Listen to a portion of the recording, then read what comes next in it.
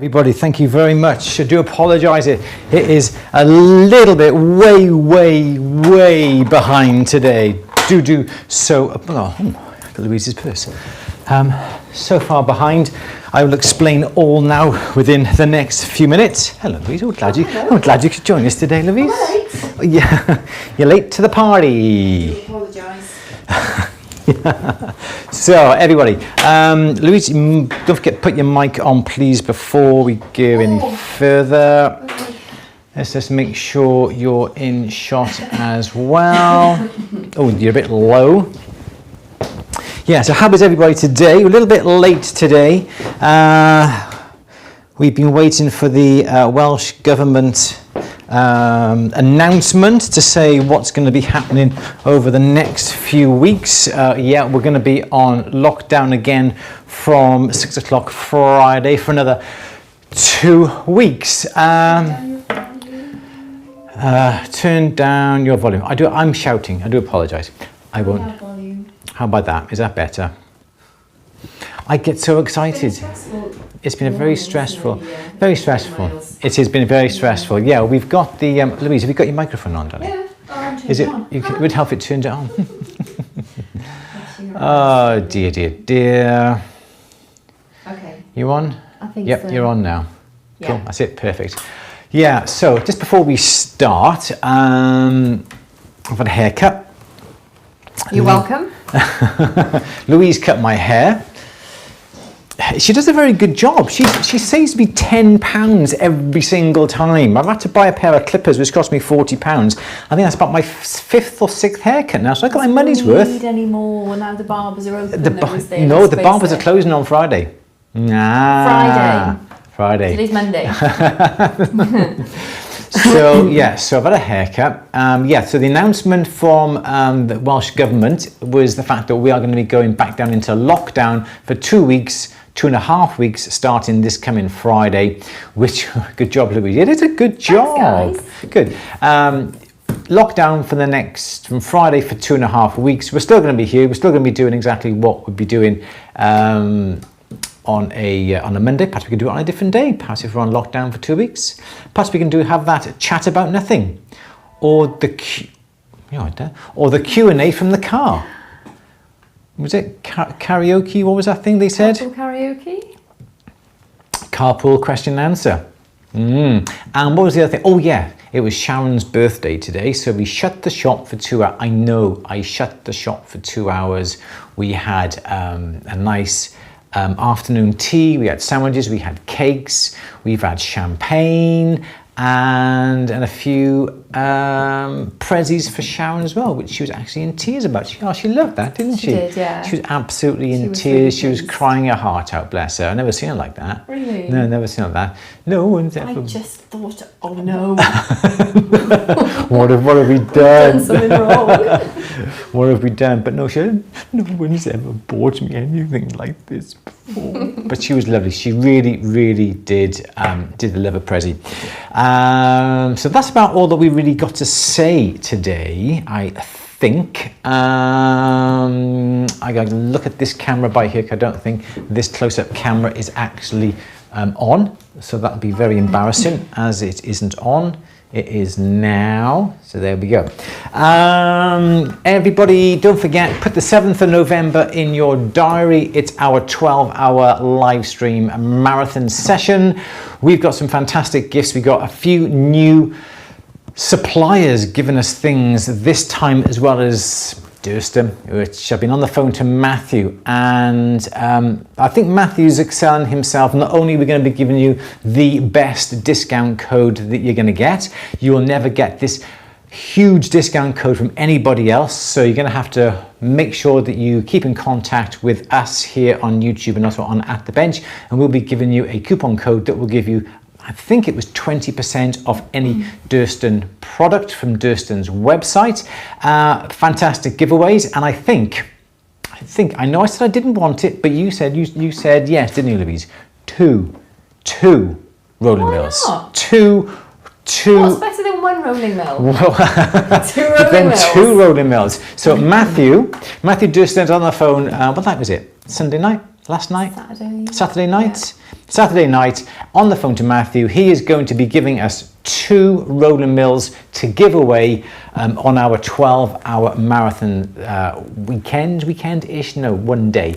And the only way that you have got a chance of winning those rolling mills, in addition to all the other prizes that we're going to get from Motto Fry, from Guess Wine, from New Concepts, from Durston and all the other companies, GRS, is for you to tune in on that Saturday, the 7th of November, to enter the competitions to win. That is the only way that you're going to be able to win one of the rolling mills. And through nothing else, not even through Facebook, or not even through Instagram, or copy, share, like, follow us. No, there's none of that. You just got to enter by just simply putting your email address and your name on the day, and we're going to be releasing all the our competitions throughout the day as we progress.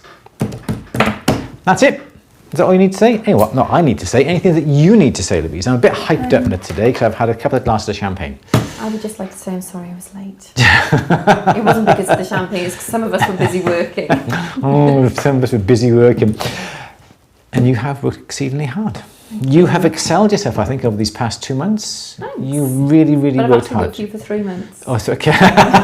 So what happened to the other month? I've lost a month somewhere. So I've missed a bit. Louise has been an absolute tremendous asset to the business with all the social media that she's been doing, and also assisting within the shop as well. So a big congratulations. Aww. Well done. Well done. So thank you all very much for that. Thank you guys. Thanks, Romy. Right, everybody, that's about it. So. No, that's not about it. We haven't started yet. Oh, that's it. That's not the end, is it? Lunchtime champagne for you, No Mary. Yes, Louise has passed her probation with flying colours. She's going to be carrying on in her capacity as... I did say... It's good to know, thank you. I think you're welcome. I did put you down as social media manager, but you weren't happy with that, were you? You wanted something better. So I tell you what... Hang on. No, I just pointed out that I do a little bit more than just the social media. You do a lot more than social media. So I want everybody who's watching at the moment to come on to the chat, and I want a job title for Louise, okay? So in addition to social media, website, products, website design, purchasing, tea maker. I've never seen you make a cup of tea. All right. Or coffee. So you're certainly not that. I do all the teas and coffees in this place. What else you do? You tend to the clients. You see to their purchasing needs. So I want you to come along, Her Royal Highness Louise. It's I like that one. Boss. Now steady on. Nice steady on. one. Director of Communications and Marketing. Do you know, I like that. I like that. It's funny because my first job I had, I was a waitress. Jot that down. I was a waitress, right? And my job title, and bearing in mind I used to cook the eggs on a Saturday morning for the breakfasts, and occasionally I would wipe the tables. And my job title was Food Services Advisor. Food Services And I used Advisor. to help me, what do you do? And I'd say I'm a Food Services Advisor. And they'd go, oh, that's so cool. Yeah, it is. Yeah, I just cook the eggs and wipe the tables. Nothing wrong with that. Nothing wrong with, nope, that's fine, but yeah. I like that job. Yeah, it just sounded like something. It's very good, wasn't it? It sounds very technical, doesn't it? VP Marketing, she does an awful lot more than just marketing, don't you? Head of Operations, that would be a good title. Yeah. Head of Operations. Head of Operations. Creative CEO, yeah, that's a good one. You're making note of all these, aren't you? You're making that. I mean, the camera's a bit high on this. Don't need that champagne. Come on, should we get on with some questions?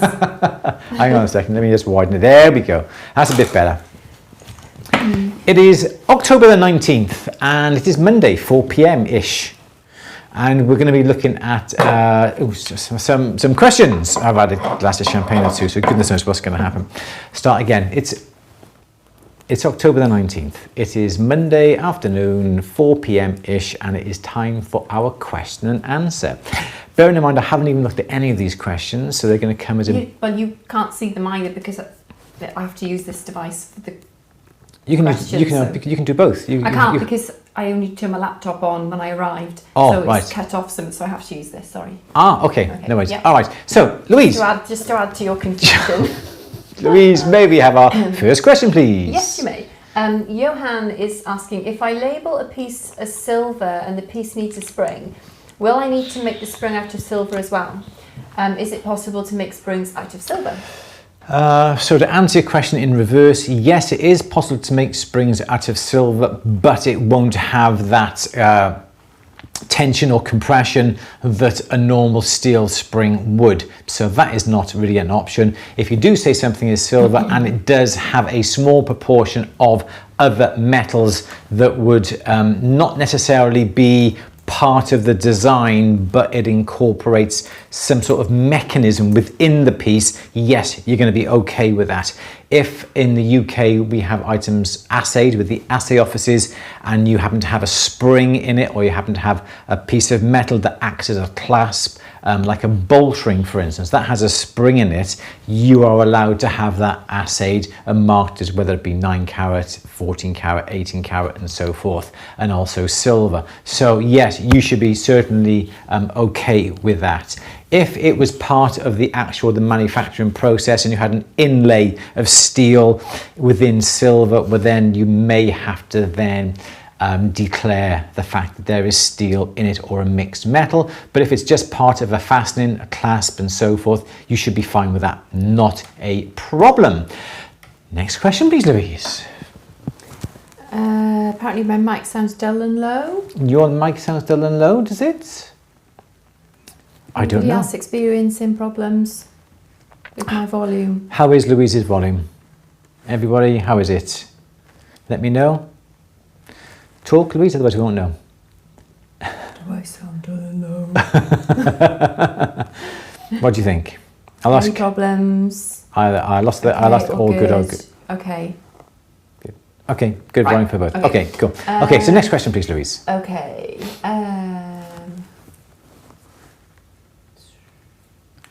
Thank you, everybody. Jade is asking, can you use any other silver apart from sterling silver to practice bezels?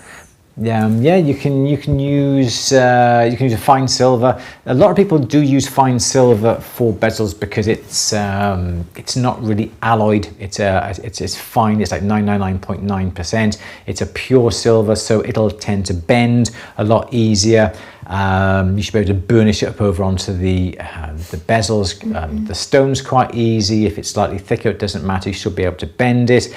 And it doesn't really have a memory too much. So when you have normal silver, sterling silver, and you bend it, it'll always spring back slightly. A fine silver is a bit more of a dead metal. So it'll bend over onto the stones and it'll usually stay exactly where you put it. But the problem is with fine silver, it does come a little bit more expensive than sterling silver. I wouldn't use anything, wouldn't try to use argentium or anything like that. Stick with a sterling silver and you won't really go wrong. If you want to go with fine silver, that's fine. There's lots of people who use fine silver for bezels, so you can use that. But for cheapness, sterling silver is going to be the best. Okay, Louise, may we have our next question, please? Yes, Iona is asking, what is the best way to straighten a piece of metal, silver or copper, after I put a pattern on it with the rolling mill? If I use a steel anvil, I lose some of the pattern. I tried on wood, but the piece will not be as straight as it should. Because sometimes when you put the texture plates through the roller mill, there's a nice texture plate here. This one is from Kevin Potter, a nice gorgeous texture plate here. The problem is, yes, if you put your piece of metal on the top, you put that through the rolling mill, invariably as this comes out the rolling mill, the metal will go upwards and it may have a little bit of a curve upon it. There are several ways that you can do that. The best way is just to try and put it back through the rolling mill. Now this is where you've got to look at making sure that the metal goes through at a dead roll. So what you want to do is to have the rolls, so you got one roll there and you got one roll here, and here is your metal that is slightly curved, okay? What you want to make sure is that you turn the rolls so they come down so it just touches the metal. It's a terrible drawing because that actually should be going through the middle of the rolls. So you want to make sure that when the metal goes through, it is just touching. So you don't want it compressing the metal, otherwise you're going to flatten it. So you want to make sure that the rolls go through so the metal is just touching, okay? So then what you can do is put the metal sideways. So looking down now on top of your rolling mill. There's the handle, here's the mills here on either side. This is the handle. It's just a DRM 130, not an Agile. You can tell that by the handle. It's a Durston. So instead of putting the metal in lengthways that way, if you want to, and if you can always put the metal through at a slight angle and put the metal through that way. And that way, that will counteract the curve that the metal has. If you've got a small little piece and it'll fit within the flat rolls of your roller mill, so you've got the rollers here, okay, and this little area here is the right width for the piece. Turn it completely 90 degrees. Instead of putting it through in this direction, square piece, turn it around the opposite way, 90 degrees, and then put it through. And usually that then will counteract the twisting. There's not much else you can really do, but once you have put the plate and the metal through the rolling mill, make sure you anneal it so it's nice and soft. Then you should be able to just gently hammer it with a rawhide mallet, perhaps upon a steel block ever so gently, or do that, just put it in through at a slight angle through the rolls, and that then should counteract the bend within the metal, and that hopefully should work for you. Next question, please, Louise. Okay, Susan wants to know, how do you prevent edge stress cracking when you roll a flat ingot, and do you oil the ingot mould? I would oil the ingot mould, not every single time, but when you find that when you put your finger in the mould, no soot comes off on your finger, then I would put a little bit of oil within the ingot mould, set fire to it so it burns off, and what is left is the oil, the carbon residue within the mould. That's the first thing. Always do that when you have a brand new ingot mould. Otherwise your metal will not separate from the iron or from the steel ingot mould. So always do that. You won't really be able to stop the stress cracks on the edge, because that is an area that releases the stress within the ingot mold. What you may find is that if you can turn the metal round at 90 degrees each time, so you put it through this way, comes out the other end, you then turn it around this way and put it through that way, and that may even out the stress over the four edges, as opposed to just keep putting it through that particular time all the time. And don't forget, anneal it. Again, sometimes what happens is that the stress occurs because the metal is at literally breaking point. You know what it's like, you get a bit of copper wire and you keep doing this to the copper wire, and eventually the copper wire will break, and that is because you've work hardened it. The same happens with silver. So put it through the rolling mill a couple of times, anneal it. Then take it off and carry on putting it through the rolling. Perhaps turn it down at 90 degrees and keep putting it through the rolling mill. So always keep annealing it. Otherwise, those edges will be not the release. What I'm trying to say, it is like almost the release of the stress within the metal. It can't release the stress from the middle, but the edges are gonna try and break out and crack. So always make sure you anneal it well and turn it at 90 degrees every time you put it through. And also make sure the quality of the ingot mold of the ingot is good as well. And if you do get one or two little cracks appearing on the side, sometimes what you can do is just file them away, or get perhaps a needle file and just go down with a round needle file.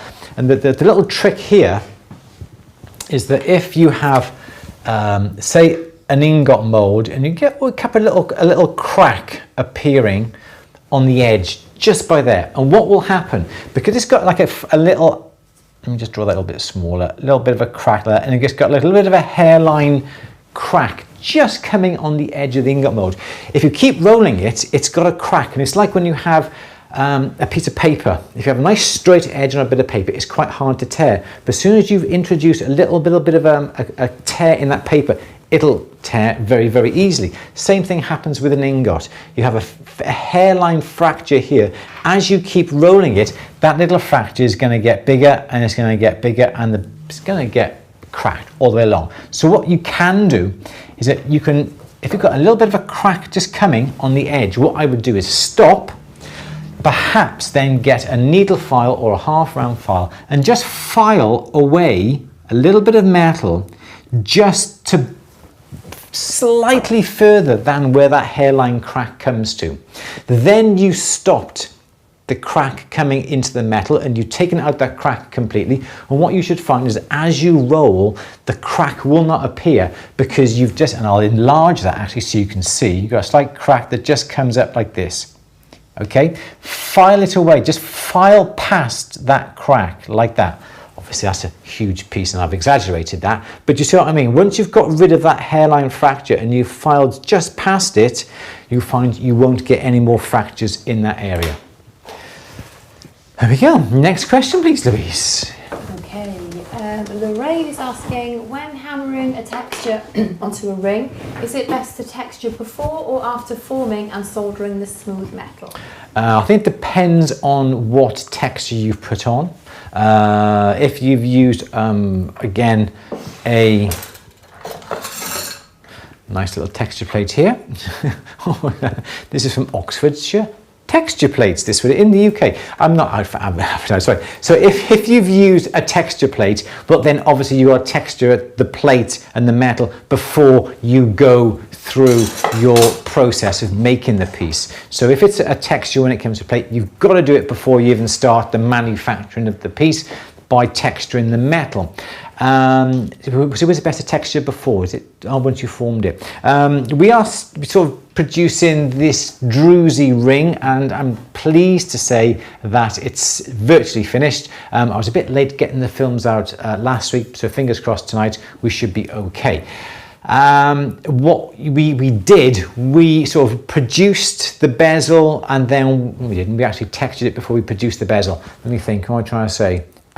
Try and texture it beforehand, especially if you're trying to imprint things with a hammer. If you are texturing with a rotary burr, some texture wheels, something like that, what you can do is get away with manufacturing the piece and then texture it after, or even using a burr to impart a pattern. And that's what we've been doing on a project at the bench, doing a carved ring. We've made the ring up, and now we're carving a pattern into it, as opposed to carving a pattern into the strip and then making the ring up. So there's various advantages and disadvantages, but depends on what you're making.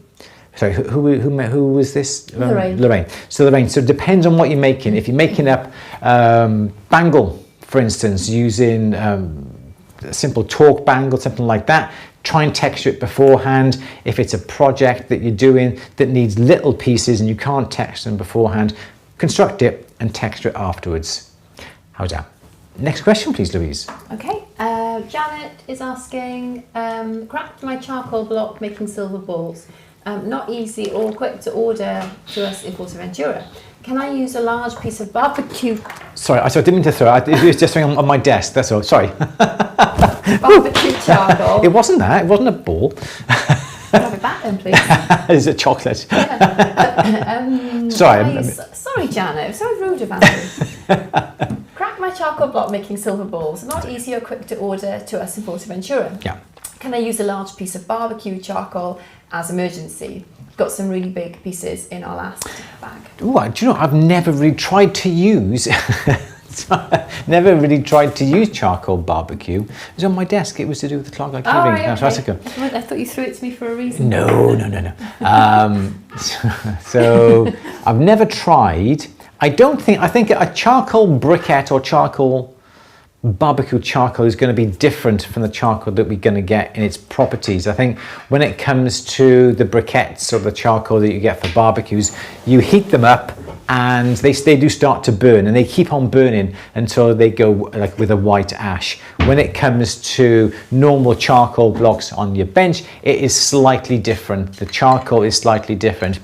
If it has cracked, perhaps when you get a brand new one, is to wrap some wire around the outside of the block and make sure you twist it then on the four sides, like I showed you in last week's film, to hold the block together into one piece, and also make up a nice little bit of a copper tray for it to stand on as well, and that will keep all the charcoal block together. But try and keep that charcoal block as in one piece as best you can. Perhaps put it all together and then wrap some wire around it, some binding wire, some steel wire or some iron wire around it, just to hold it all together. There we go. Next question, please, Louise. Okay, Kristen is asking, what are the best ways to bezel set an uneven piece of sea glass? What's the best way to bezel set an uneven piece of sea glass? Yeah, use some fine silver, some nice thin fine silver. And then you've got your bit of sea glass that's a little bit uneven like that, especially if you have a nice thin, perhaps 1/4 millimeter thickness fine silver. You've got your sea glass that is sort of rounded edge like that. I would try and get the sea glass basically the same depth as the sea glass itself, because don't forget then you've got this curve here and a curve down here.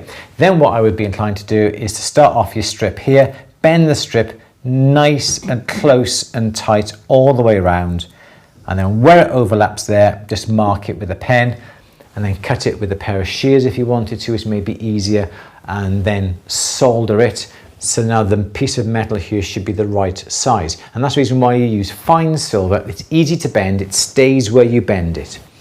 Once you've got that in place, then you can decide what you want to do. Once you've soldered it, then decide what you're going to do. Is it going to be a pendant? Is it going to be part of a bracelet? Then what I would be inclined to do then is to solder your jumping on the top. I would make sure that you solder the jumping exactly slap bang halfway in between the edge of the bezel. Then your stone can go in place. I would then start to burnish over the top one edge first. Make sure you burnish that all over the edge of the stone all the way around, then turn the stone over, rest it up on the bench, and then start to burnish the other side as well. And that would be the best way I think to do it. But it's got to be nice and thin, because it's got to be able to bend really, really easily, especially when you want to try and do this and just bend it around the stone. You can't calculate the circumference because it's completely irregular, but by having the thin like 1/4 millimeter or even less than that fine silver bezel, it should bend easily all the way around, and you should be able to mark it no problem at all.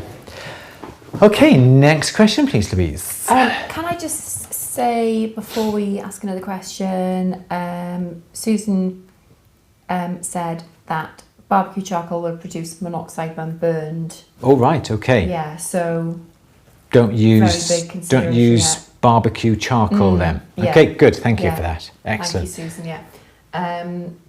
Yeah. So TS would like a video or advice on what is the best file to get if you were just starting out, what grades, etc. Okay, the best file, the only file that you need, perhaps people would argue with this, is a ring file. A ring file is something like this here. So it's a nice file. It'll most probably come without a handle. It'll come like this. It's a number 2 cut or number 3 cut. It's flat on the one side, as you can see, flat on the one side. This side here is nicely rounded. Can we see that? I'm not quite sure how close we can get onto that. Can I do your fingers out the way? Anyway, so it's rounded this side, it's flat this side. Perhaps a nice camera angle this way would be better.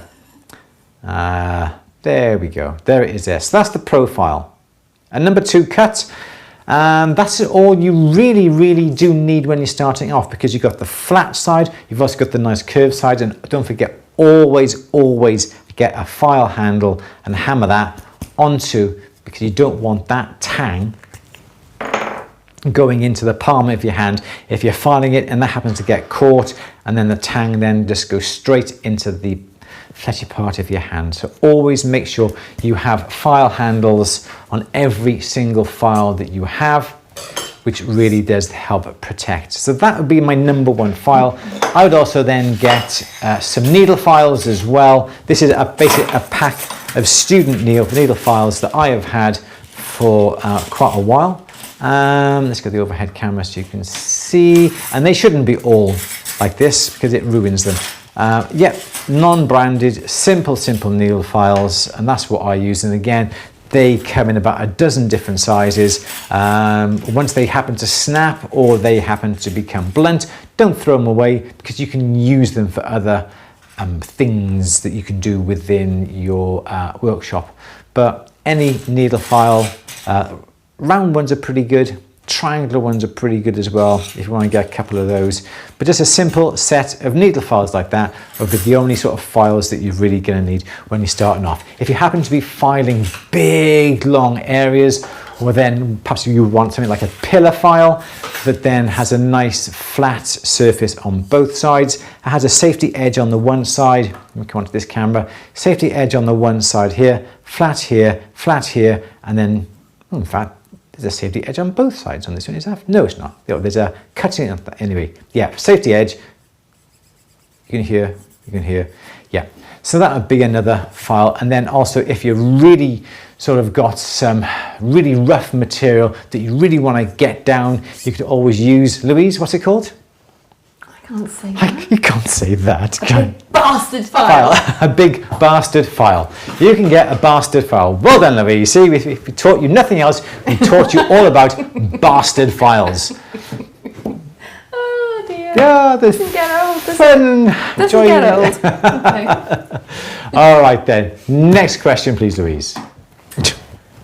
Okay, Julia is asking, what should I use for a brooch pin? Is sterling strong enough? And if using steel, can I solder it using silver solder? So I'm just getting my sweets out. You can use silver. What I'd advise you to do is to make sure it's hardened before you. I'll give you. Just looking for my bag of sweets. Don't seem to be here. I'll give you the rings. Hang on. I'll give you the rings. There we go. Okay, thank you. Don't give you anything. Sterling silver is fine. You've got to make sure that you harden it. So what I would do is perhaps, depends on how you're fastening it on the hinge, you may just want to bend it around. So you may want to come around and it goes round and around like this to fasten it. Or you may have like a little flag that you solder the pin on top, and you make that with a hole for it to go through. Whatever way you actually do this, if you solder it, you're gonna have to harden the pin. If you bend this area here, this is gonna have a little bit of springiness in it, which is great. That's gonna cause the tension on the pin itself, but you must make sure that you do harden the pin. So what I'd advise you to do is to get it and to get a pair of pliers then on the ends here and give it a twist. And twist it perhaps 180 degrees or 360 degrees, completely all the way around, and that will harden the pin sufficiently then that it won't bend so easily. And obviously don't forget to put a nice sharp point onto the end of it as well to ensure you get a lovely, lovely sharp point.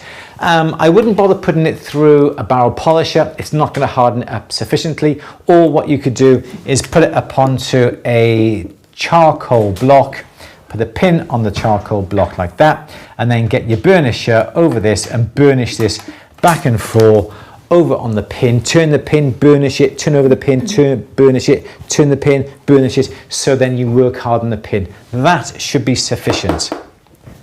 It's always nice to have a silver pin upon a silver brooch as opposed to a steel one. But if you can't get the springiness, you can't get the pin nice and hard, but then you can always buy the pins the correct-ish length from a supplier. There we go. May I have the next question, please, Louise? Yes. Sandra is asking, how does a charcoal block versus a compressed charcoal block differ in function? I don't really know too much, but a compressed charcoal block is going to be the best option. It's compressed, but do make sure that you do wrap iron wire or iron binding wire, steel wire around the edge of the block. Twist then the edges with a pair of pliers to compress it to make sure that it stays in one piece, because usually as soon as you put a flame on it, it'll actually crack and it'll try and open up a little bit. So what you want to make sure is if it does crack, it stays together in one piece. So I think they're usually compressed charcoal blocks, not a normal charcoal block. So compressed is the way to go. But some people are against charcoal blocks because of cutting down the wood forests and so forth. That's why we got these blocks here. But you can't beat a charcoal block if you want to do some granulation and melting down some little balls. Next question, please, Louise. Tanya is asking, how do I get out scratch marks? I've used a puffer and a polish wheel. Please, I am new at this, thank you. How to get scratch marks out of anything in particular? Just how to get scratch marks out? Get out scratch marks. So I think the best way to do that is to make sure that before you start to polish it, that you don't really have any visible grooves within the metal, because if you do try and polish it, what you're going to be doing is just simply polishing the grooves, and the grooves are always going to be there. What I tend to do is always keep buff sticks upon my bench, and I've got these buff sticks here. I don't bother with 400 grit, 600 grit, 800 grit, 1000, 1200, not when I'm using silver or gold. I find, for me, complete waste of time. You go, oh, is this the right one? Or what color am I looking for? And you spend half your time trying to find the right buff stick. Even though you may write 600 grit on it, I find it's a complete waste of time. Why? Simple. Because as you have a buff stick, and I always use 600 grit, I don't have anything else, it's 600 grit, emery paper or wet and dry. That is what I use, because when you make the buff stick first, you've got a lovely buff stick and it's 600 grit on all the sides. Brilliant. Okay, you start to use that buff stick and you use it and you buff and you buff and you buff. As you buff, what you're going to find is that the grit is going to wear. The grit is going to get sort of impregnated with the... Silver. Silver? Cool. Okay, cool. It's going to get impregnated with a bit of the silver dust, and the 600 grit is now not 600 grit. It's a lot finer because some of the grit may have worn off, it may have become smooth, it gets impregnated and gets worn. So that little area that you've been buffing on is not 600 grit anymore. It could be perhaps 800 grit, or if you've been doing this an awful lot, it could be 1000. Okay, so this is what I'm saying. Then what you find the other side of the buff stick that you haven't touched is 600 grit. So you've got a buff stick immediately with perhaps 600 grit and then a little bit finer on this side. Okay, then I've got another buff stick here that I've used, and I've used this umpteen times, as you can see. It's starting to wear through. But look how shiny this is. This is again 600 grit, was originally, but you can see how smooth it is. So now I haven't bothered with 600, 800, 1000, 1200. I've only got, say, 2 buff sticks or 3 buff sticks, and these have various degrees of wear. So if I got a buff stick there, I can look across there, I go, oh, there we go, I'll have that one. And this is going to be a lot smoother than this side. So that is what I do. Always work at 90 degrees if you can. So if you're working on a piece of metal, okay, so you've got square piece of metal here, you've got your buff stick here, this is your buff stick down here, you buff in this direction, right? You will get lines. So you start off, say, with your 600 grit, okay? And when you buff in this direction, you're gonna get lines, okay? So then what you wanna do, you wanna come along then with your buff stick.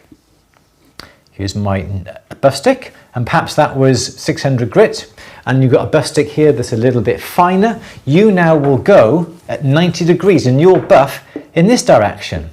And what you find is that marks that are going in this direction are a little bit finer than what you put on with that one. And what you want to make sure you do is that you get all the lines from this buff stick going this direction. You don't want to see any lines going the other way. So you keep buffing this way until all the lines that were going in this direction have all gone. And that's then how you get a finer surface that way. Then you get another buff stick that's a little bit finer again than this one, and again you go at 90 degrees. And what you're trying to do is replace the scratches with finer and finer and finer and finer and finer lines in the same direction as what you're going. So you don't want to see any of these scratches that were going across in this direction. You want to make sure that all those are removed, and all you see is that, and as you go, you're getting finer and finer and finer. Then once you've done that, what I would do then is get something like a Tripoli or a pre-polish, like a Menzerner, Tripoli bar. This is a little small Tripoli. You can use loads of polish, but make sure it's a pre-polish. Then you would polish it. But when you come to polish it, you polish it at 90 degrees to these lines. So you would polish it in the polishing wheel. I've lost my pen, there it is there. Then you would make sure then you get your polishing motor, which is going to be spinning around like this, and this is the, like that, there you go, your motor. And now you're going to be polishing, this is rotating, like this, and make sure that you polish in this direction. And what you should find is that all those scratches are removed, and you get a little bit of a shine now coming upon that. Then, this is quite long, isn't it? Then you swap over mops to a fine, soft woolen mop, And then you use some rouge, which is like this, which is a bit of red rouge like this, a little bit finer, and then you go at the opposite direction. You go then in this direction here, this direction, and then that then will get rid of all those other marks that may be in here from this mop, and then you're going to be left with a fantastic, fantastic shine. So it is a lot of elbow grease, but that would be the best way to do. I know I'm using a flat plate, but if you use a ring and you have a ring shank, exactly the same thing. You go at different angles for each grade. But don't bother about 600, 800, just have simple buff sticks like that. No worries, you can make it up. You just go buy one type of paper, not thinking, oh damn me, I haven't got 800 grit paper. You don't need it. 600 grit, use it until it's completely falling apart. And I think I've actually tidied my tray for once, and it'll just fall apart. You keep the little bit and you can use them. Sandra is asking, do you move the buff stick in one direction or back and forth? It doesn't matter. Okay. It's not like a file that only cuts on the forward. Yeah. You can go a file you have to go forwards and then theory lift and bring it back and go forwards and lift. But buff sticks back and forth, back and forth, back and forth. Cuts in both directions, yes. Okay, and Janet says she uses, after using her homemade buff sticks, uses a nail buffing stick for a final gloss. I don't suppose you've ever used a nail buffer on your nails, but I can imagine how that would. Yeah, it's very good. Yeah, it's the same sort of thing. I know there are the companies. They don't even feel gritty; they just feel.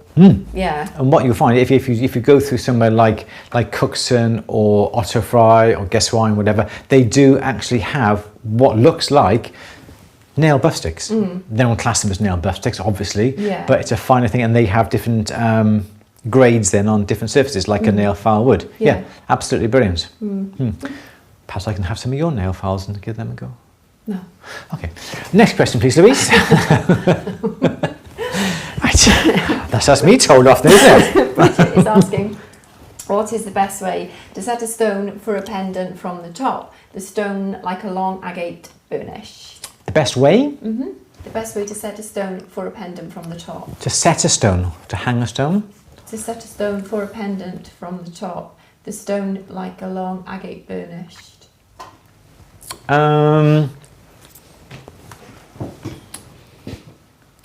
I'm not quite sure on this. I'm not quite sure what the lady means. As in... Bridget, can you... Read it out again, Louise. What is the best way to set a stone for a pendant from the top? Set a stone from the top then, yeah? From the top. The stone is like a long agate burnished. Don't know. Can you just give us some more information on that? I know there are things like sort of like crystals that are like that you can set from the top by making like a stirrup that goes all the way around it. I'm not quite sure if that's what you mean. Let me know a little bit more information and I'm happily answer that. Whatever. In the meantime, Louise, maybe have a next question. Okay. Oh, sorry, my computer's leaping about. Sorry. Okay. No? Yeah. Yeah, I got to find it. Sorry, it's just leapt around. I know I can't find it. Well, someone said like a briolette style. You can make a cap, like a cone, but I don't know exactly what. The lady can come on. Yeah. Yeah. Okay. Yeah.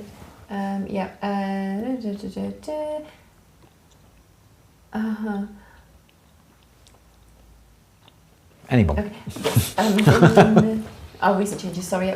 I'm having trouble making this. Sorry, this is Lauren. I'm having trouble making stacking rings from beaded wire. The wire is from a good supplier, CG, but keeps getting brittle and splitting.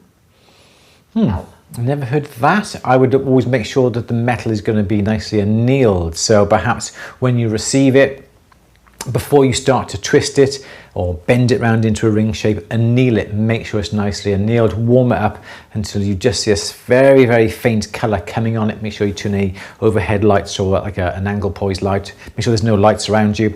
Heat it up, gentle, slight bit of glow coming on the metal. Let it cool down, put it up into the acid or your safety pickle, close up there, and that will make sure that it won't be brittle enough. Then you can form it around, then you can cut it and you can solder it, then you can just gently hammer it perhaps just to give that ring then a little bit of strength. But really it shouldn't split. I've had some beaded wire from Cookson as well, and mine hasn't split at all, but you must make sure perhaps when you come to solder it, make sure that when you do solder it, you put the flame, so say you have the wire is here, your joint is by here, you put the flame in this area here to solder, but make sure you move the flame all the way around so you evenly anneal the metal and make sure it's nice evenly annealed and it shouldn't split at all.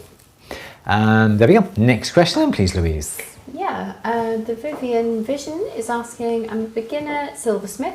I bought some Wassenite stones and want to set them in a ring. What would the best setting be for a circle brilliant cut stone 1.75 carats? Circle brilliant cut. Circle brilliant cut 1.75. What's the best way? Best way to set? Setting. Best setting. I think it depends upon your ability. What I would do is depends on what you can make. If you can make up a bezel, no worries at all. Make up a nice bezel, whether you can make up using some bearing wire that's in that sort of profile that the stone then would fit upon, like that, or you could make up your own rectangular section and then just burr out this little area for the stone to sit on. Make a bezel, I think that's going to be the easiest. The best thing about a bezel is that you don't have to have it as a bezel all the way around. You can add some decoration to the side. So you've got your brilliant cut stone here. What you can do then is have the bezel. So say you've got a bezel running all the way around the outside of the stone, and perhaps it may look a bit boring. Okay. So what you can do, and if I come down here, and this is the bezel down here, and you can just see the stone then protruding above, and the stone's coming down here. So that's the bezel. What you can do is perhaps come along and simply just cut through the bezel here and here. Okay, and then here and here. So you remove it, so all you've got is the bezel coming along, and then you can have this sort of decoration like this, and the stone you can just see coming down. So you've got a part bezel. So you've got a part of the bezel is coming around like this. There we go, like that there, and that'll come down there, and that'll come there, and that has a bit of thickness there, that has thickness across there like that, okay. So you can have half a bezel that looks like that, okay, so that will make it nice and interesting. You can even do the same on this side. So even though it is a bezel, you've actually got there, and that will come down like that, and that will come down, and likewise on this side, you can come across here, that will come around like that, that will come up to that side.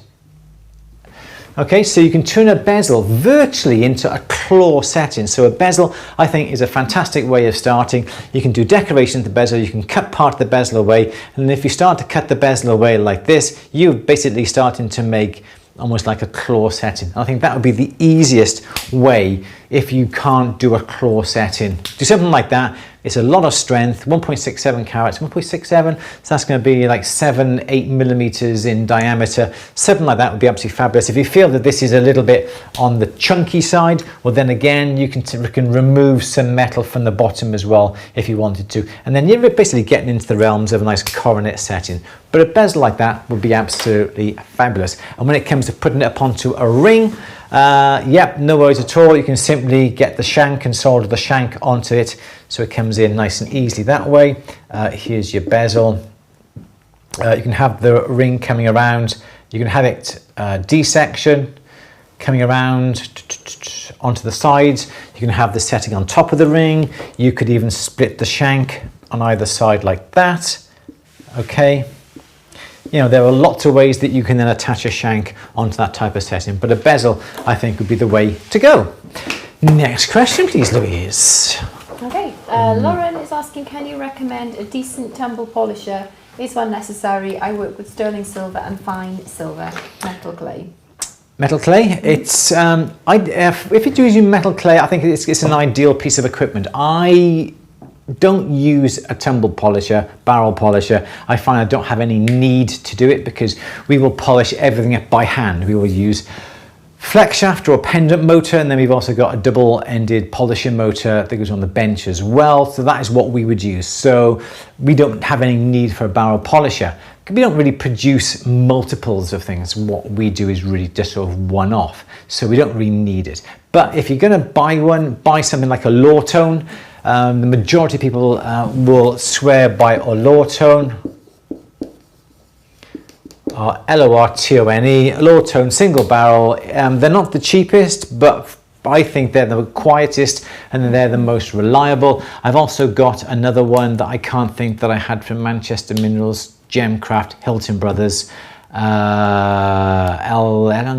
is it? Can't remember off the top of my head, but go for a name brand. You can buy cheap ones. You can buy cheap. The problem with the cheap barrels is that the closure on the barrel is never perfect and it always leaks. I've never had a problem with the Lawtone because there's only one end that comes off and it's a fantastic seal. It's not a push on.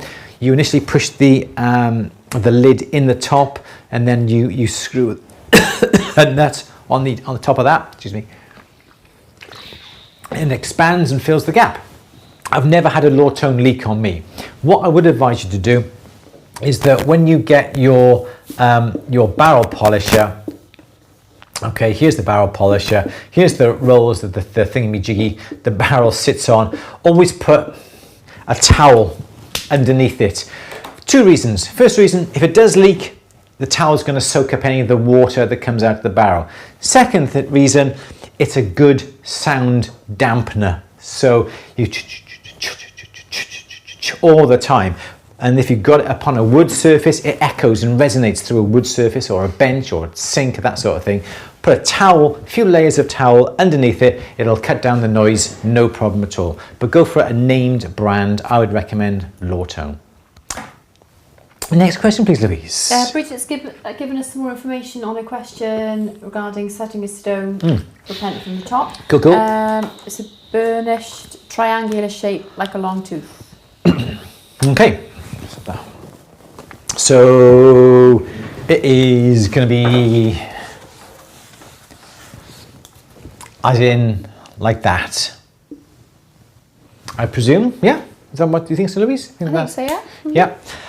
Okay, so the problem you've got here, you can't simply just put a collar on here because the stone really is going to simply drop out. So what you'd have to do is put some resin or some epoxy resin within the cap. You could simply make a tube like that the point will go in. Okay, so the point comes in this way, like that, and this is your faceted stone here, and this is the little tube. You could do it that way, okay, and then when you come to, you'd have perhaps a ring then on the top of that, like that, for instance. Then what you do is then you'd fill the tube up with something like an epoxy resin, and then put the stone within that tubing, and that would be like a straight-sided tubing like that. Or what you could do is get something like a collet plate and hammer the round tubing within a collet plate. So it's just a plate with all tapered holes. These holes are tapered. And if you hammer the tubing, oops, daisy. If you hammer the tubing into the collet plate, what you'll find is that the tubing will taper slightly like that. Solder a ring on the top of here, turn it upside down, and now you've got a tapered collet that will go over the point. There are lots of other ways that you can do this. Some people would say then you get a diamond wheel and you cut a groove around the top of the stone that will locate into a wire that you've soldered within the tubing, that sort of thing. It gets really, really technical. What I would advise you to do is just try and, if you are cementing it into the end or into the tubing itself, try and roughen up this area of the stone because it provides a little bit of a key for the epoxy resin or the cement to grab onto. If it's completely smooth, there's a chance that it will hold for a little while, but then it'll slide straight back out because of the smooth surface of the stone. So try and roughen up the end of the stone a little bit, perhaps with, you can get like a diamond wheel, you could get perhaps a bit of emery paper over the top of it, just to give it a little bit of a key, take the shine off it, make it a little bit rough. So then the adhesive then will have a bit of a surface to fasten onto. That's the quickest and cheapest and the easiest way of doing it if you don't really have much experience, but there are lots of other ways, but that I think is the best, quickest way of producing it. How's that? Next question, please, Louise. John is asking for suggestions on how to solder an object on top of a step bezel with the shell mounted in it. You wouldn't be able to. You'd have to remove the shell first before you did any soldering onto it, physically soldering with torches or gas or propane, because the heat is going to burn the shell. If you're in a lucky situation that you have a laser or you have a puck welder or an Orion welder, arc welding machine, you should be able to do it because that doesn't generate the heat that a torch does. But something like that would be ideal to use, but don't even think about trying to add or solder anything onto a bezel or anything with shell in it, because the shell is going to burn. I even think even if you use thermogel or cool heat around the shell itself, I'm sure that the temperature will be far too excessive for the shell and the shell will burn. So I don't think that's going to be possible. Next question, please, Louise. Okay. Ashley is asking, when turning a hobby into a little business, would you recommend having your own website straight away? Do you know of any resources with checklists of things to consider when starting to sell? Definitely. You should try and get a website as soon as you start making. What do you think, Louise? Because this is something that we know quite a bit on, and you know as well about this now. I think starting a website can be a bit daunting, but obviously that's the ideal. But if you don't feel ready to do that, Etsy is the obvious place to look to, isn't it, I suppose? Or are you going to say that's a bad idea? No. It's a way, I suppose, if before you actually get and to sell, you could still produce some pieces and put them on like Facebook. Definitely get a Facebook page. Probably, yeah, Etsy, you can have a shop on Facebook now, but if you need to like align all of your social media, don't you, your website and your any other social media platforms. So yes, I would probably start on Etsy. Yes. And yeah, think about a name. I think as well. So definitely think about a name, because you want to try and have a name that you can, for instance, have it on Instagram, have it on Facebook, have it on Twitter, and have a domain name that is the same running all the way through. So not much point saying, well, go to my website, Pink Sparkle Designs, but actually on Instagram, I'm Pinky Sparklies, or on YouTube or whatever. You guys just made that up. You got to try and keep that the same at the start, and then obviously if there's just starting new, starting from scratch, do something like a cheap website like Wix to add. You don't want it to look amateurish, so that's the only thing, isn't it? It's where Etsy's good. But the good thing, then Etsy is primarily a selling site, and if they want to start off, but you'd link that making to your pieces, Facebook then, absolutely, then I don't know. You could talk all day about this, couldn't you? And the whole branding and marketing thing. But then I think people, in our experience, want to see people as brands, don't they? Whereas before it was very much like, go back 20 years ago, marketing. Oh yeah, absolutely. People wanted to be brands, and now it's the other way around, isn't it? With social media influencers and things like that. So, because I've noticed on our Facebook page, if I post, what do you all think about this? Or look at it, like I posted the one about the mixed metals, didn't I? And that got really good engagement compared to like just hyper selling all the time, where you just look at this, buy this, you can. And I am guilty of doing that, but it's when you sit down, you do a little bit of an audit on your social media, and you think, wow, I'm just like buy these things, and then people stop engaging with it. So you want to encourage chat, or some sort of interaction on the pieces then that you're posting, and that would be primarily on somewhere like Facebook or Instagram, wouldn't it? But definitely start off in that respect. Just get a page and try and make sure that name is the same throughout all your socials and a website. Then you can start to build. So you may be thinking, I'm not even going to think about selling. I just want to make things. But think about the future. Think about Instagram names, Twitter handles, whatever you want to call them, say YouTube or websites. You may not be able to get the .com, but you may be able to get the .co or the .net, that sort of thing. But make sure you do all that before you start. Think into the future. You can buy a domain name for a couple of pounds now for 2 years, 3 years. It doesn't cost anything to sort of book a name on Instagram or Facebook or anything like that. Do that, and then as you start to make things, make pieces, progress, because people love behind the scenes shots as well, don't they? How things are made. You know, I've got these 2 rings, sorry, wrong camera. I got these 2 rings, which texture do you think is the best? What looks the best? And you can ask people's reactions. And just then you post all these social links on all your platforms, on all your emails, your email signatures, have them on there. Business cards, not many people use business cards, but they're very handy as well. So what was the question? Turning a hobby into a little business, would you recommend having a website? If you've got a hobby, just put it on there, what you do, and that's going to be your shop. That'll be your shop window, and then you can build from there. Just build. I think something like Wix. Is it Wix, Squarespace are the free ones. You can even buy a domain name with someone like GoDaddy, and you got the templates that you can add. For now, you can just have it as a gallery, as pieces that you've made. Talk about photography all day long when it comes to this, but just for pieces that you made, and you can progress, and perhaps you think, you know, I may want to try and sell some of these pieces now. You've got the basis, so then you can add then a bit of a selling platform upon that. I wouldn't want to spend like £20 a month on a website for anything like that starting off. You want to start off with cheap, free. There's some fantastic sites out there, but definitely that's what I would do. And social media.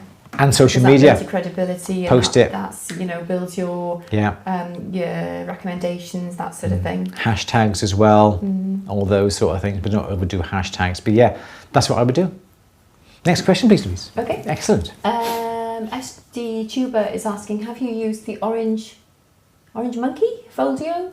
Light box? No, I haven't. The Nimbus Cloud system is harder to find these days. The Nimbus Cloud, I'm not quite sure. That used to be really, really popular. I haven't used Orange Monkey. Is it called the Orange Monkey? I'm not quite sure what it's called. I haven't used it. There's lots of types of light boxes out there. Some you can buy for like $10 on eBay, on AliExpress. Some you can spend $1,500, which is what we have done on the gem light box, which is just by there, which I think is absolutely fabulous. I love the gem light box. Sorry? I love it. Absolutely, gem light. So it depends on what you want. I've never used it.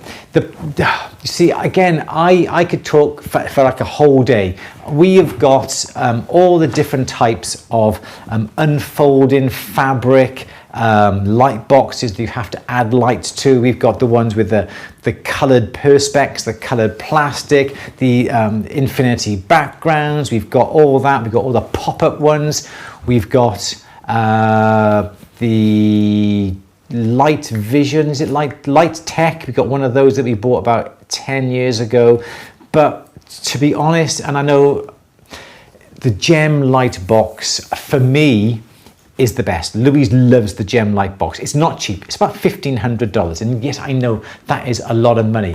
But for us, where we want to take a photograph and we want to put it on social media, we come along, we turn the box on. Don't have to worry about lights, light balance, Photoshop, getting this right, getting that right. Can you see a shadow? I'm not quite sure. Alter that light, get the lights out the cabinet. There's none of that. You turn it on, you put the item in there. There's an app on the phone that goes with the gem light box. You can post it onto social media literally within 2 minutes. Now for us, that is a hell of a saving of time and money. Sure, if you're just playing around, if it's a hobby, doing this, that and the other, you can take some lovely photographs out in the garden on an overcast day. Sometimes you get the best colours because you got some fantastic pictures of some pearls, didn't you, outside? Yeah, they're natural, they're organic, aren't natural they? So, light. You know, you think what could be the best possible thing to display them, and it's bits of sea glass, shells, and the sun. And it was a lovely. It was lovely, wasn't it? It was lovely. The colours. There's no filter, nothing. They look gorgeous. Absolutely gorgeous. So all these, yes, you can do, but it takes time to do all that. It may be pouring down with rain and you can't take photographs outside and so forth. So I do love the Gemlight box, and again, please, if you are looking at the Gemlight box, we have got some films on YouTube already talking about the Gemlight box, and if you tune in on the 7th of November, I hope I've chatted to Rocky, who's part of the Gemlight company, Pickup Media. I'm trying to get a discount code from them to be able, I was hoping I could get one to give away, but I don't think I can actually wangle that. So we could do a little demonstration. We will try and do a demonstration, yeah, absolutely fab. And then we'll try and get...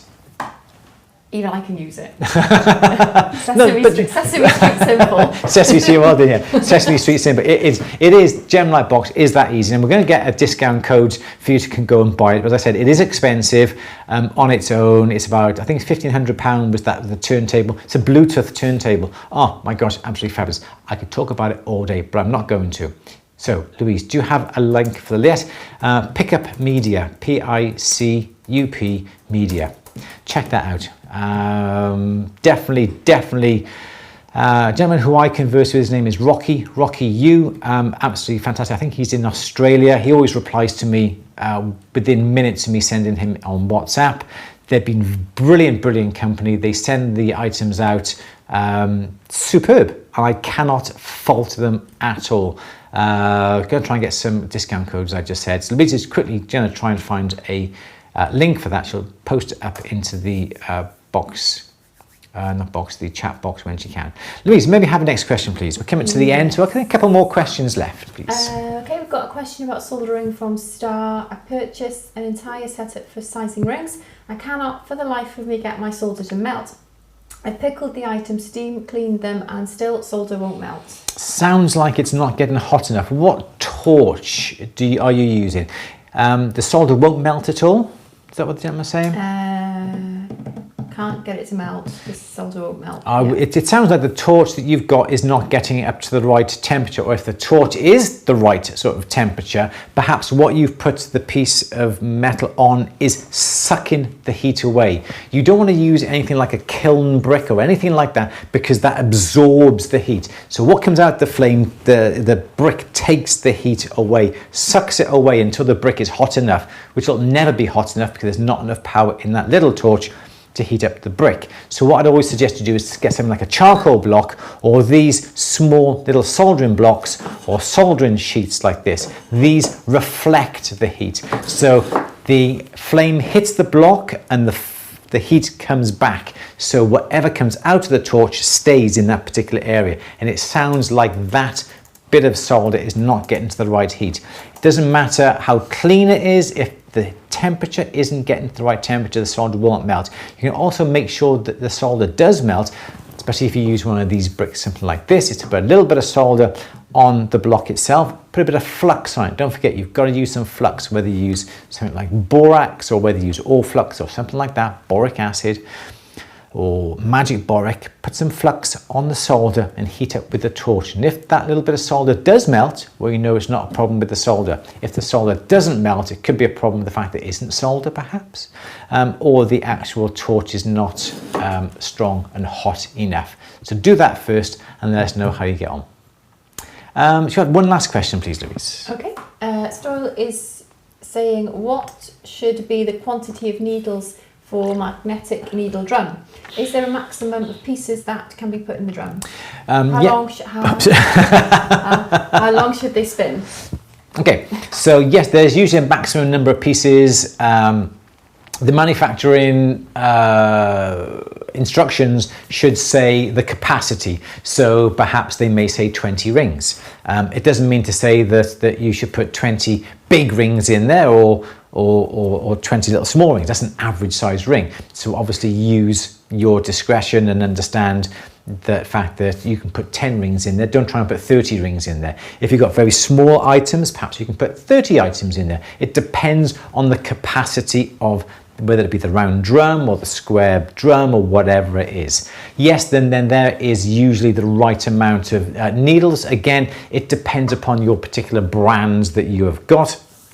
whatever is supplied with the machine usually is the right amount. Check the instructions and read the instructions to find out, because I know with something like a barrel polisher, there is an ideal amount to be put within the barrel to get that burnishing action. Have it too full and the shot doesn't really tumble over the pieces. Have too little and there's just far too much movement and all the pieces then won't get covered. So there's going to be an ideal quantity.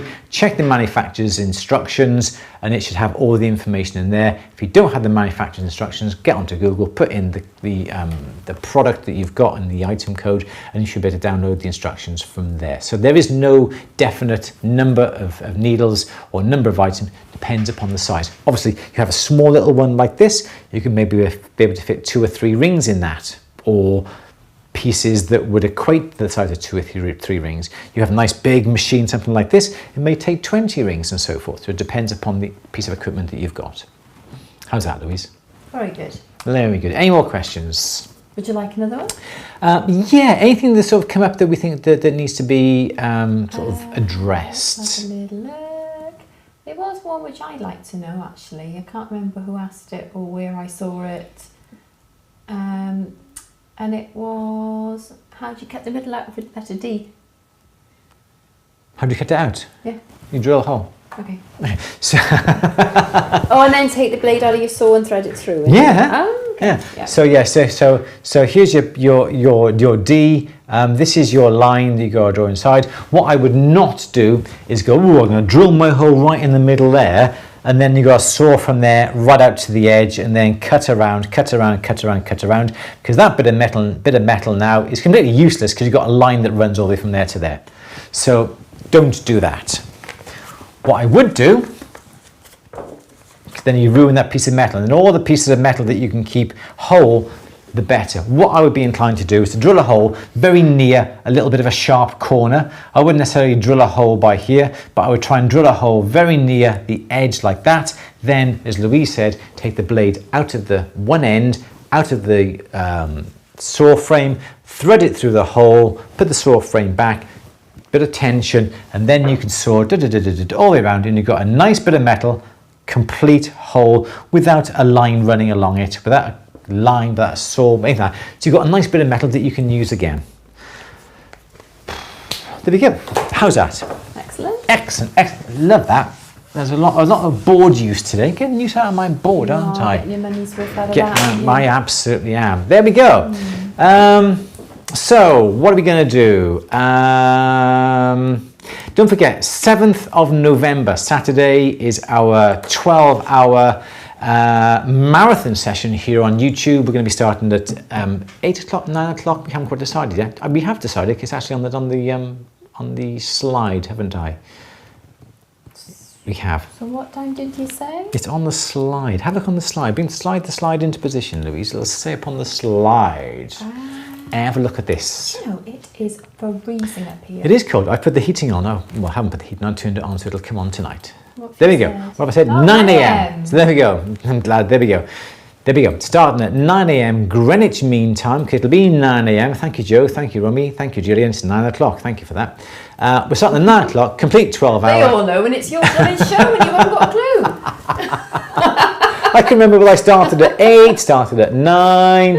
So we got lots of giveaways. We have got 2 rolling mills to give away, in addition to lots of other prizes. I think Matthew has got a bangle forming die set, the brand new one to give away. Don't forget, enter the competition for that. Haven't mentioned it so far. Louise, you have a little button there to enter the competition for the bangle forming die set. Check out this link.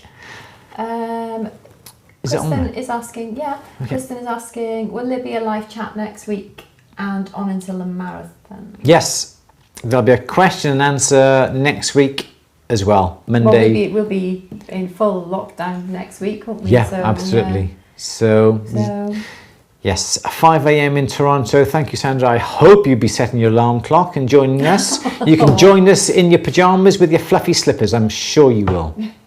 Can you reserve me one now? Nice try. Yeah, 2 running mills. I think what was it? C130s. Were they 900, £1,000, $1,000. We got 2 of them to give away, in addition to, I think there's 3 other items from Durston that we're going to be giving away. I think there's an 11-piece shank bender, brand new bangle forming die set, all to give away, in addition to products from, I'm still waiting for the actual list to come back, but we do have products from Otto Fry. Had a chat with Steve Fry. He's got some stone setting bits and pieces to give away, in addition to the discount codes. Don't forget Durston discount codes as well. This is all going to be on the 7th of November in time for Father Christmas. So get your Christmas list done nice and early. Yes, Louise? Will you be wearing a Santa hat? I will wear whatever you want me to wear. Within reason. I'm not wearing that mankini that I was bought for my stag do either. Thank you very much indeed. Go on. Let's not go there. To see Andrew Berry in a mankini, you don't want to see it, do you? What if somebody pledges a truckload of money? Will you wear the mankini? All right, so this is what we are going to be doing. We are going to be raising money again for charity. It's the Worldwide Cancer Research. One of our good friends has been diagnosed with cancer. Comes a hell of a shock to everybody, and we just thought he's inspired us to raise money for the Worldwide Cancer Research. Yeah, no birthdays. So the idea is in the roller. Oh, careful what gets trapped in that. So then, well, chance would be a fine thing, wouldn't it?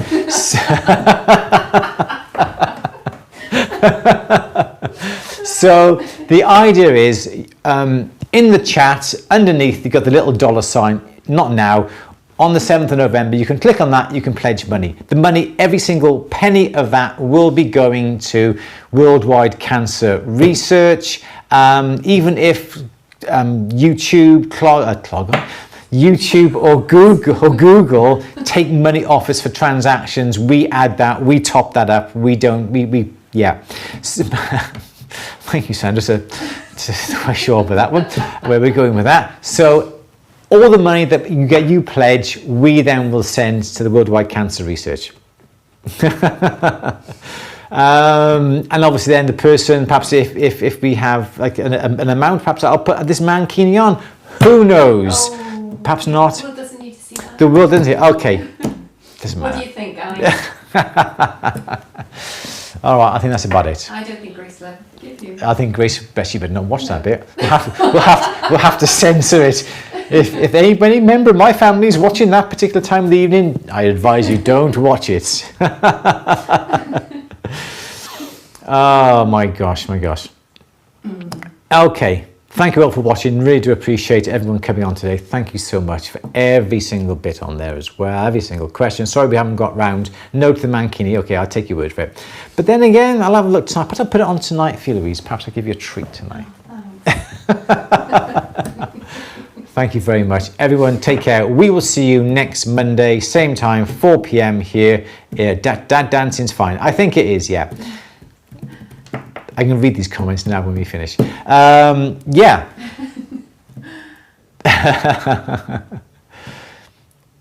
Yeah, lockdown for us starts on Friday. We've got a week and a half. The shop is closed. So we're still going to be here. We're going to be still busy doing all the filming and everything else that we need to do.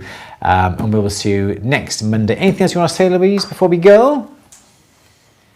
Well, there's lots of things I want to say, yeah, but I don't know. It's just been a funny day, isn't it? It's been a funny day. You got quite a bit of work done. I didn't get much work done today. I got lots done today. You got it. Good. I'm glad. All right, everybody. Thank you very much for coming on this evening, this afternoon, this morning. Take care. We will see you all next week, same time, 4 p.m. BST, British Summer Time. It won't be long before it's GMT. Take care. We will see. You said GMT. You said GMT. I said GMT, sweetheart. Okay. Everyone, see you next week. Take care. Stay safe. Bye for now.